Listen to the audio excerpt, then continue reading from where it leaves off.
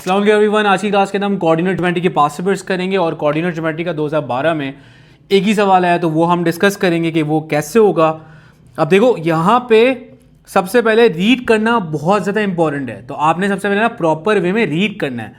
A is the point 0,4 ये बोला गया, ए एक पॉइंट है, बी इज़ द पॉइंट ये रहा, फाइंड द मिड पॉइंट। भाई जब भी मिड पॉइंट की बात करेगा ये पहला काम ये कर लेना, you are going to just look और ये बोलोगे x1 y1 x2 y2, इनको अपनी आदत बना लो। दूसरी बात, जब भी प्रैक्टिस कर रहे हो तो प्रैक्टिस करते हुए ये फॉर्मूलाज लिखना ना ये मत भूलना। इतना मतलब फॉर्मूलाज लिखते जाओ लिखते जाओ लिखते जाओ, एक ऐसा वक्त आएगा फॉर्मूला दिमाग में ऑटोमेटिकली खुद बैठ जाएगा और पेपर से एक दिन पहले आपको ज़रूरत भी नहीं पड़ेगी फॉर्मूला शीट देखने की, क्योंकि आपने प्रैक्टिस इतनी अच्छी करी होगी। So I will write y1 + y2 divide by 2, ये लिखा हमने। यहाँ पे x1 की जगह पे लिखा 0 और यहाँ पे हमने लिखा बिकॉज x2 की वैल्यू -6 थी तो -6 डिवाइड बाई 2। y1 की जगह पे लिखा 4 + 1 डिवाइड बाई 2 और फाइनली हमारे पास ये आ गया -6 divide by 2 and this is going to become 5/2। तो ये कोऑर्डिनेट हमारे पास पूरा के पूरा आया, this will going to become -3 और ये हो जाएगा 5 डिवाइड बाई 2 2.5। तो हमारे पास मिड वैल्यू आ गई -3, 2.5, ये हमारे पास मिड पॉइंट आ गया। अब मूव करते हैं आगे।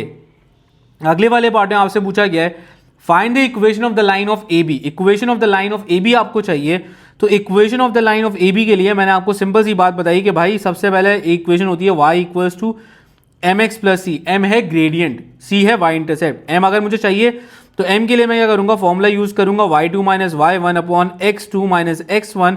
तो y2 की जगह पे हमने यहाँ पे क्या लिखा 1 -4 ऊपर, क्योंकि मैंने वो किया हुआ है ना, मेरे लिए देखना बहुत ज़्यादा आसान है। तो y2 - y1 और x2 की जगह पे -6 और ये 0 आ जाएगा इस तरह से। So this is going to become -3 divide by -6। So after simplification ये हो जाएगा 1/2। तो हमारे पास m की वैल्यू आ गई 1/2। दूसरी इंपॉर्टेंट बात कि यहाँ पे एक कोऑर्डिनेट है हमारे पास, दो जो कोऑर्डिनेट्स गिवन थे वो थे 0,4 और ये हमारे पास था -6,1। मैंने आपसे एक बात बोली थी कि जब भी आपके x वाले कोऑर्डिनेट की वैल्यू 0 हो जाए तो उसका मतलब है कि ये आपको इंडिकेशन दे रहा है कि जो मैं आपको दे रहा हूँ ये आपको डायरेक्टली वो c की वैल्यू दे रहा है। So I know the value of c right now, so I write y = m की जगह पे हमने लिखा ग्रेडियंट 1/2, y = 1/2x और c की जगह पे हमने यहाँ पे 4 प्लेस कर दिया। सो ये हमारे पास इक्वेशन आ गई और इस तरह से अगर हमारा 2012 के भी पास्ट पेपर्स कंप्लीट हो गए। एक ही सवाल आया था 2012 में कोऑर्डिनेट ज्योमेट्री का।